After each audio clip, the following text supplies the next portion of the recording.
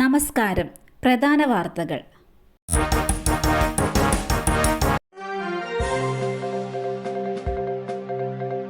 സമ്പദ് വ്യവസ്ഥ കുതിക്കുന്നു, രൂപ കിതയ്ക്കുന്നു. തുടർച്ചയായ പാദങ്ങളിൽ മൊത്ത ആഭ്യന്തര ഉൽപാദനത്തിലെ റെക്കോർഡ് കുതിപ്പാണ് ഇന്ത്യൻ സമ്പദ് വ്യവസ്ഥ കാഴ്ചവെക്കുന്നത്. കണക്കുകൾ പ്രകാരം 8.2% നിലവിലെ വളർച്ചാ നിരക്ക്. ലോകരാജ്യങ്ങൾ പോലും ഇന്ത്യയുടെ ഈ കുതിപ്പിനെ അത്ഭുതത്തോടെ നോക്കിക്കാണുന്നു. എന്നാൽ ഇങ്ങനെയൊക്കെയാണെങ്കിലും രൂപയുടെ കാര്യം കഷ്ടത്തിലാണ്. ചരിത്രത്തിൽ ആദ്യമായി $1 90 രൂപയെന്ന നിരക്കും പിന്നോട്ട് രൂപ താഴേക്ക് പതിച്ചു. തെരുവുനായെ നടുറോഡിൽ തല്ലിക്കൊന്നു. കൊല്ലത്ത് UDF സ്ഥാനാർത്ഥിക്കെതിരെ കേസ്. കൊല്ലം വെസ്റ്റ് കല്ലട UDF സ്ഥാനാർത്ഥി സുരേഷ് ചന്ദ്രനെതിരെയാണ് തെരുവുനായെ തല്ലിക്കൊന്നതിന് കേസെടുത്തത്. പേപ്പട്ടിയുണ്ടെന്ന് പറഞ്ഞ് നാട്ടുകാർ വിളിച്ചതിനെ തുടർന്നാണ് സുരേഷ് ചന്ദ്രനും കൂടെയുള്ളവരും എത്തി തെരുവുനായെ തല്ലിക്കൊന്നത്. ശാസ്താംകോട്ട പോലീസാണ് സുരേഷ് ചന്ദ്രനെതിരെ കേസെടുത്തത്. തെരുവുനായെ തല്ലിക്കൊല്ലുന്ന ദൃശ്യങ്ങളും പുറത്തു വന്നു.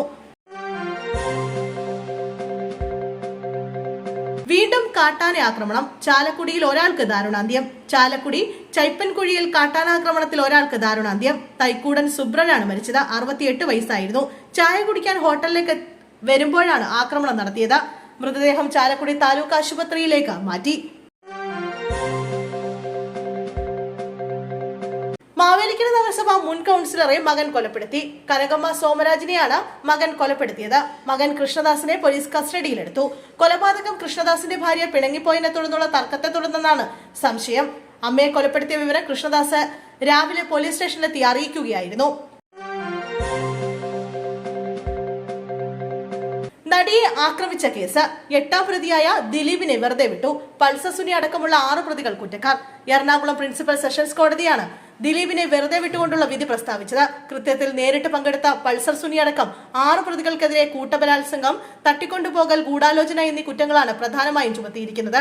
ഇവയെല്ലാം തെളിഞ്ഞു. കൃത്യത്തിൽ നേരിട്ട് പങ്കെടുത്തില്ലെങ്കിലും സംഭവത്തിന്റെ മുഖ്യ ആസൂത്രകൻ എന്ന് പ്രോസിക്യൂഷൻ ആരോപിക്കുന്ന 8ാം പ്രതിയായ ദിലീപിനെതിരെയും ബലാത്സംഗ കുറ്റം ചുമത്തിയിരുന്നു.